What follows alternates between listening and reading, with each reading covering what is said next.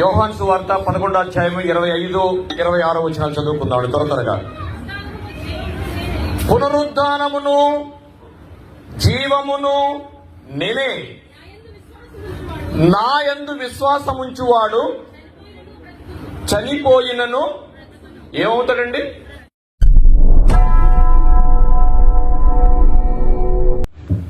Hebrew పత్రిక 4వ అధ్యాయం 12వ వచనం.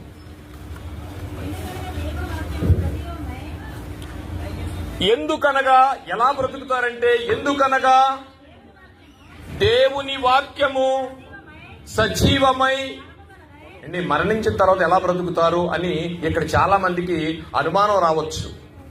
క్రీస్తుని గురించి తెలిసిన వారికి రావచ్చు, తెలియని వారికి కూడా రావచ్చు. ప్రియ దేవుని సంగమా, ప్రియ దేవుని పిల్లలారా, ఈరోజు చక్కగా ఆలకించాల్సిన మాట ఏంటంటే, మరణించిన తర్వాత మరో బ్రతుకుందా, మళ్ళా బ్రతుకుతారా అంటే, ఎందుకనగా దేవుని వాక్యము సజీవమై, తర్వాత బలము కలదై. చాలండి. సజీవమై అంటే అర్థం ఏంటండి? ఏమండి, ఎక్స్పైరీ డేట్ అంటే ఏంటి? ఈ భూమి మీద దేనికైనా ఎక్స్పైరీ డేట్ లేదు అనే ఒక వస్తువును కానీ, ఒక జంతువును కానీ, ఎనీథింగ్ చూపించగలరా? నో. దేనికి ఎక్స్పైరీ డేటు లేకుండా లేదు. ప్రతి దానికి ఎక్స్పైరీ డేట్ ఉంది. కానీ ఇక్కడ వాక్యానికి ఏముందట?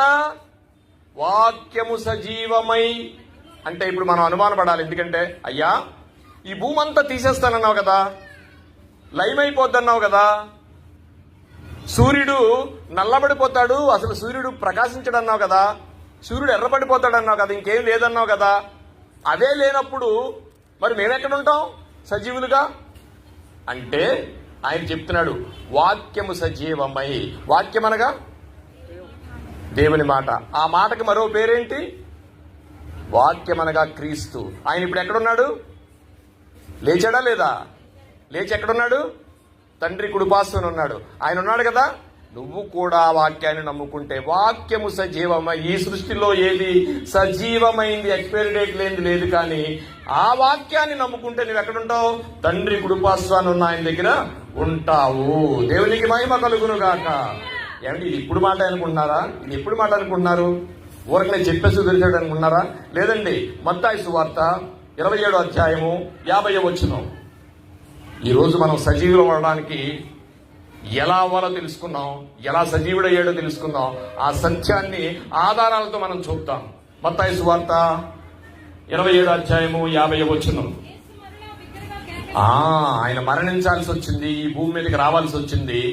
ఆయన ఎందుకు వచ్చాడు అంటే, యేసు మరలా బిగ్గరగా కేకవేసి ప్రాణము పోయిందా విడిచాడా? ఆయన ప్రాణం పెట్టగలడు, ప్రాణం తీసుకోగలడు, ఆ ప్రాణాన్ని మళ్ళా తెచ్చుకోగలడు. ఆయన ప్రాణాన్ని ఎవ్వరూ తీయలేదండి. ఆయన ప్రాణాన్ని తండ్రి అయిన దేవుడికి ఆత్మను అప్పగించుకున్నాడే తప్ప ఆయన మరణం లేదండి. ప్రాణము విడిచెను. ఏమంటే మనం ఎవరిదన్నా ప్రాణం పోతే ఏమనుకుంటాం? ప్రాణం పోయిందంటావా, విడిచాడంటావా? నీ చేతిలో ఉందా విడవడానికి? నో. ఆయనకు మాత్రమే రాయబడిందండి. ప్రాణము విడిచెను. చదవండి. అప్పుడు దేవాలయము తెర పైనుండి క్రింది వరకు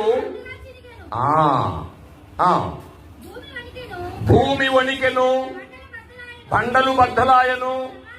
ప్రపంచ చరిత్రలో అండి ఆయన మరణించిన రోజు భూకంపం వచ్చింది. ఇప్పటికీ కూడా అమెరికన్ జనరల్స్ రికార్డ్ అయింది ప్రియులారండి ఆయన మరణించినప్పుడు. ఎందుకంటే ఆ భూకంపం జరగడానికి వేరే కారణం ఉంది. ఇప్పుడు మనం దాని వరకు వెళ్ళలేం. కానీ తర్వాత చదువమ్మా. సమాధులు తెరవబడెను, నిద్రించిన అనేక మంది. ఏమండి, దేవుని నమ్మిన వారు, అప్పటికే మరణించిన వారు, ఎప్పుడైతే ఎందుకైతే ఆయన మరణించాలనుకున్నాడో, ఆయన మరణించిన వెంటనే 2000 సంవత్సరాల క్రితం యెరూషలేము పట్టణంలో గజ్జలు ఆడిపోయిందండి ప్రజానికం. ఎందుకంటే ఆయన మరణించిన తర్వాత పరిశుద్ధులు, చదవమ్మది, పరిశుద్ధులు శరీరములు లేచి. ఎందుకు అనుకుంటున్నారండి యేసు ప్రభు కనబడుతుంది ప్రపంచం అంతానే?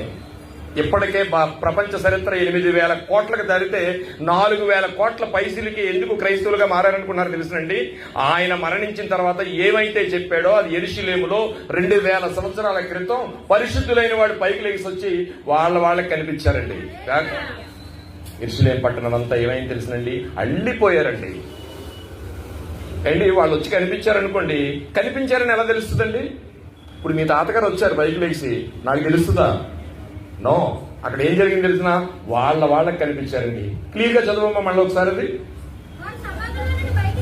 వారు సమాధులలో నుండి బయటికి వచ్చి ఆయన లేచిన తరువాత ఏ యాగం అయితే చేయాలనుకున్నాడో ఆ యాగం కానిచ్చిన తర్వాత, శిలువలో మరణించిన తర్వాత, ఆయన ఆత్మను అప్పగించుకున్న తర్వాత ఆయన ఏమన్నాడో, ఆయన మరణించిన తర్వాత జరుగుతుంది చూడండి, సజీవులు ఎలా లేచారో. పరిశుద్ధ పట్టణములో ప్రవేశించి అనేకులకు అగుపడిరి. అనేకులకు అగుపడి అంటే ఎవరెవరికో